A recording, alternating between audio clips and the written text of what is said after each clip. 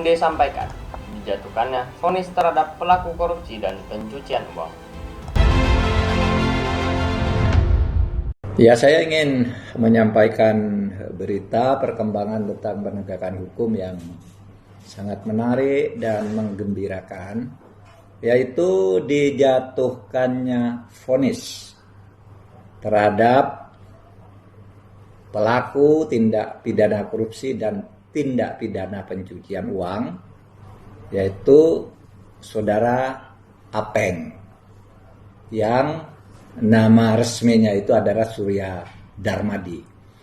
Ini dalam perkara nomor 62 tahun 2022, perkaranya baru saja diputus dengan hukuman yang menurut kami sangat setimpal dan hakim bisa memahami dan menghayati apa kebutuhan negara kita ini di dalam penegakan hukum. Karena apa? Apeng atau Surya Darmadi ini dijatuhi hukuman 15 tahun penjara dengan keharusan mengembalikan atau membayar uang sekitar 42 triliun lebih, ya. Jadi hukuman penjaranya itu 15 tahun penjara dengan denda sebesar 1 miliar. Kemudian pidana tambahannya, dia harus membayar kerugian negara yang diperoleh secara melanggar hukum sebesar 2 triliun, 2. Yang menarik, hakim setuju dengan Kejaksaan Agung Republik Indonesia melalui penuntut umumnya yang menyatakan bahwa Surya Darmadi bukan hanya melakukan tindakan korupsi yang merugikan keuangan negara, tetapi juga merugikan perekonomian negara. Sesuatu yang jarang diterima di pengadilan. Sekarang pengadilan setuju untuk yang kesekian kalinya. Berapa besarnya? Besarnya adalah 39,7 triliun. Jadi dia merugikan perekonomian negara sebesar 39,7 triliun. Saya sangat hormat kepada putusan hakim kali ini. Saya pernah mengatakan putusan hakim itu mengikat, tidak bisa dihindari, tetapi tidak semua putusan hakim perlu dihormati. Kalau misalnya dalam kasus-kasus yang hakimnya menerima suap dan ditangkap dan dipenjarakan, kita terima itu putusannya karena itu hukum, tetapi kita tidak hormat. Kali ini kami menaruh hormat yang sebesar-besarnya kepada Pengadilan Jakarta Pusat, ya, artinya pengadilan di wilayah DKI gitu. Dalam waktu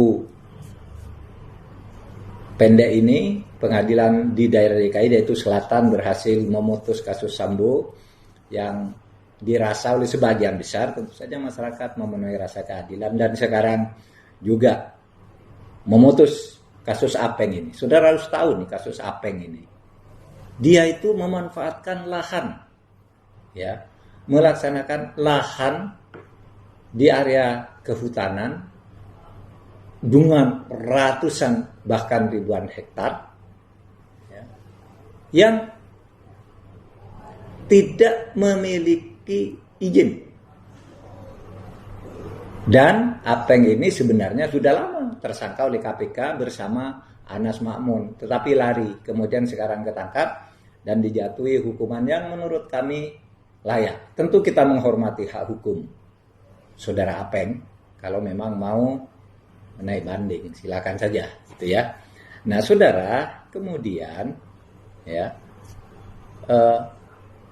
kami pernah menyatakan kecewa dengan kasus Indosuria karena korupsinya menurut kami sudah nyata, itu pencucian uang, melakukan kegiatan perbankan padahal bukan bank, memanfaatkan dana nasabah untuk perusahaan sekuritasnya, tetapi kemudian dimasukkan ke koperasinya, padahal dia bukan anggota koperasi.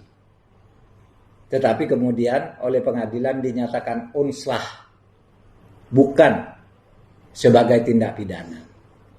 Kami sudah debatkan itu lama, dan kami tentu sangat menyayangkan putusan pengadilan yang tidak bisa dihindari itu, meskipun kami merasa jauh ya dari harapan kami, sehingga kami ya akan banding, akan kasasi, dan untuk kasasi itu dalam waktu dekat, seminggu ke depan kami akan mengadakan bedah kasus atau eksaminasi dengan melibatkan beberapa perguruan tinggi beserta penjelasan yuridis dari Kementerian Koperasi, Kejaksaan Agung, dan Kepolisian Republik Indonesia.